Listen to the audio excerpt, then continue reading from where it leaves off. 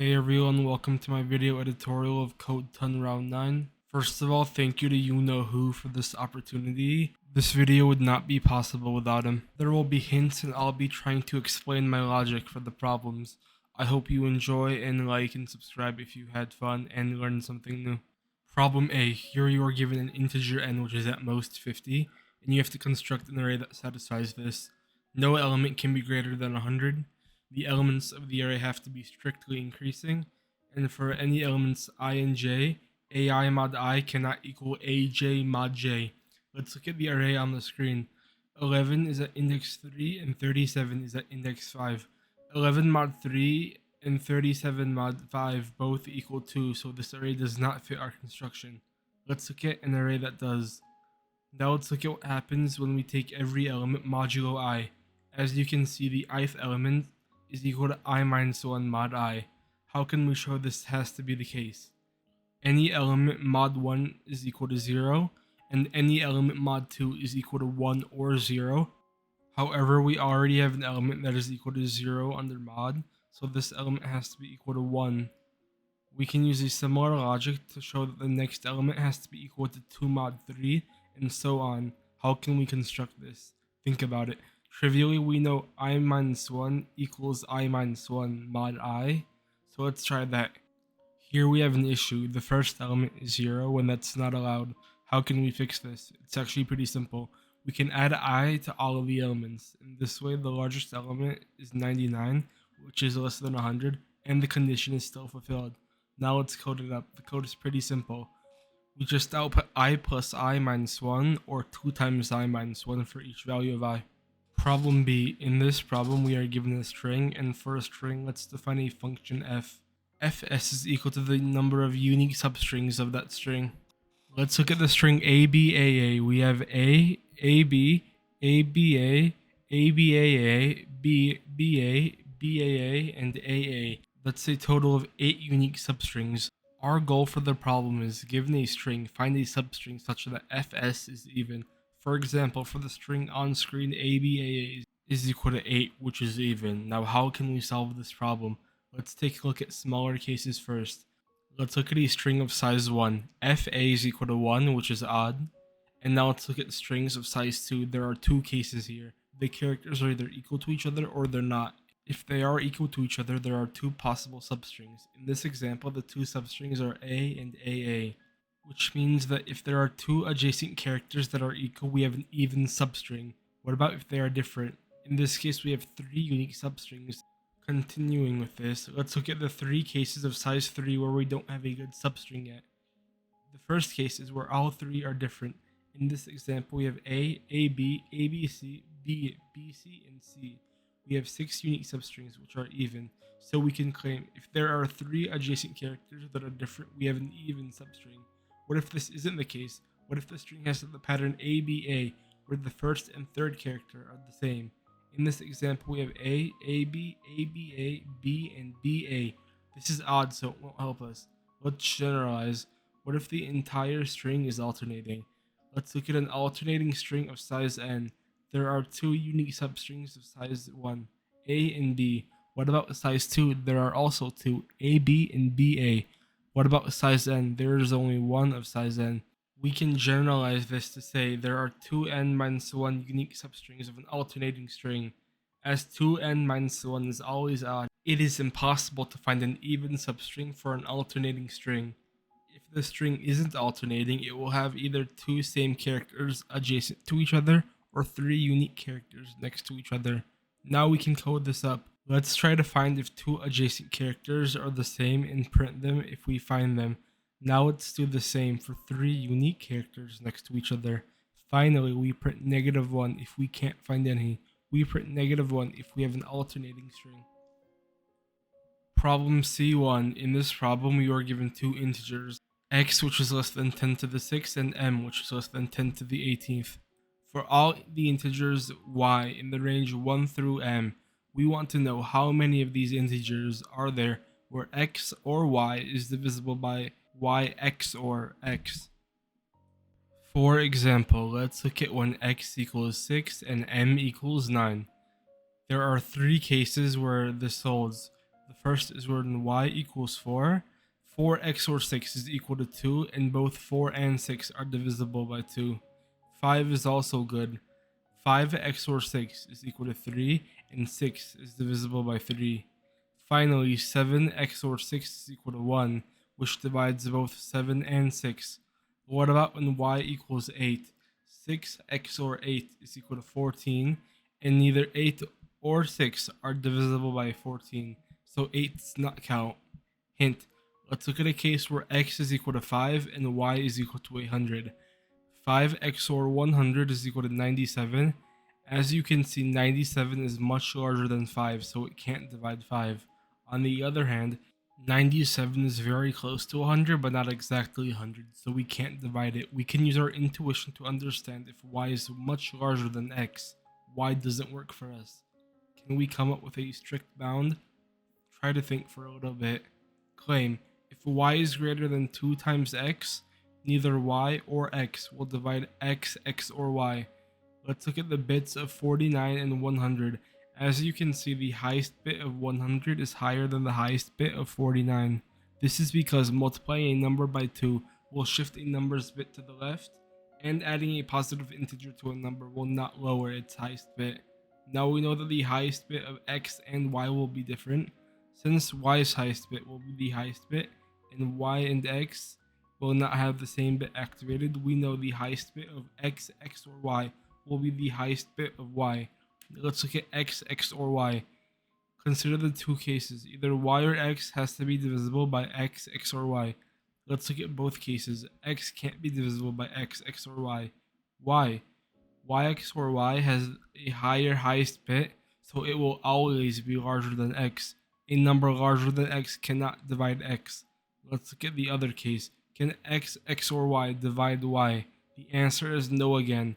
Since the highest bit stays on, x, XOR y will be more than y over 2. Since there's no integer between 1 and 2, this means x, XOR y cannot divide y.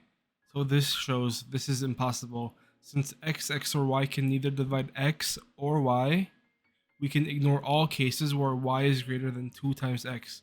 Let's code this up. We can just brute force all the numbers between 1 and the min of 2 times x and m. Make sure to skip over when y is equal to x in order to not get an error. Problem C2 is the hard version of problem C1. We want to find how many integers y there are, where either x or y divides x, XOR y. Let's divide this into 3 cases. X divides x, XOR y divides x, XOR y, or both divide x, XOR y. Let's look at the first case. Let's write out the multiples of x and their value x, XOR y. Let's use x equals 13 for this example. Feel free to pause and analyze this. You can notice the x, XOR y value is almost strictly increasing. We can estimate that there are around m over x values such that x divides x, XOR y. However, let's try to bound this, since in the worst case, addition can be subtraction. In the best case, it can be just addition. We know for sure there are m over x minus 1 values, such that x divides x, XOR y. And for the value near m and the value near m plus x, we can manually check those. Let's look at the case where y divides x, XOR y. We can remember our logic from problem C1. We only have to check the first x values of y, otherwise y would get too big. And finally, there's one case where both cases happen. And this only happens when x equals y, and we can manually subtract this. And now let's code this up. First, let's define p as the largest number less than or equal to m that is divisible by x. We can use this number to find out how many m over x minus 1 values exist, and then we brute force the other two cases. Finally, we can brute force the case mentioned in case 2. This is similar to what we did in C1. And finally, we can subtract where we double counted if that ended up happening. Problem D. In this problem, we are given an integer n and a set of m numbers. We have to construct an array of size n, which consists of the numbers in m, such that a GCD ij does not equal GCD ai aj for any integers ij where j is greater than I, and the array we construct should be the lexicographically largest one we possibly can. For example, when n equals 6 with the set of numbers 3, 4, 6, The largest array we can make is 6, 4, 4, 3, 4, 3. For example, look at the indices 2 and 4. GCD 4, 3 is equal to 1, and the value at index 1 does not equal 4. We can verify this holds for all pairs. Now let's look at a pair that does not hold. The GCD of the values at index 2 and 4 are 3. GCD 2, 4 is equal to 2, and the value at index 2 is 3. Therefore, this array does not satisfy our condition. We claim if j is divisible by I, then aj cannot be divisible by ai. This is because GCD ji will equal I, and GCD ai aj will equal ai, and this will break our condition. Let's look at other times our condition can break. For example, consider index 4 and 6 here. The GCD of 3 and 6 is 3, and the GCD of 4 and 6 is 2. The value index 2 is 3, therefore the condition is violated. Do we have to consider this? It turns out we actually don't have to. Let's say the condition is violated for some pair ij such that j is not divisible by I. Let g equal GCD ij. Since AG divides AI and AJ, and AGCD IG equals AG, and GCD AG AI is equal to AG, therefore our condition is already violated, only considering cases where I divides J. Let's go back to the array we originally looked at in the problem. It is of size 6, and the 3 elements we have to use are 3, 4, and 6. Let's greedily make the first element 6. So far so good. Let's try to do the same thing for the second element. Hold up. The condition is violated. GCD 1, 2 is equal to 1, and GCD 6, 6 is equal to 6. The element at index 1 is 6, so we can't place 6 at index 2 also. We can use similar logic to notice we can only place element 6 at index 1. Now let's try to place 4. We can do this with no problem. We can also place 4 at index 3. Now let's try index 4. We place 4 at index 4, GCD 2, 4 is equal to 2, and GCD 4, 4 is equal to 4. The element at index 2 is 4, so we can't place 4 at index 4. Let's try to place 3. This works out for us. Let's go on to index 5. We can place 4 here without a problem. At index 6, we have to choose 3 again. Otherwise, we run into problems with index 2 and index 3. Do you notice anything? We can't place a number at an index if a divisor of it already has this number. Let's visualize this. We are able to place the largest number at index 1. However, for index 2, we have to place the second largest number.